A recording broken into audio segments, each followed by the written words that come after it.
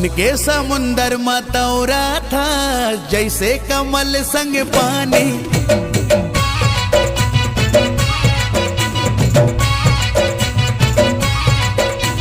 मन के समुंदर में तौरा था जैसे कमल संग पानी। तोर बिना जीना मुश्किल है तही हमोर जिनगानी। तै मोरे आशा मैं तोरे प्यासा तही हवस वो सोन मछरी वो रानी सोन मछरी वो रानी सोन मछरी।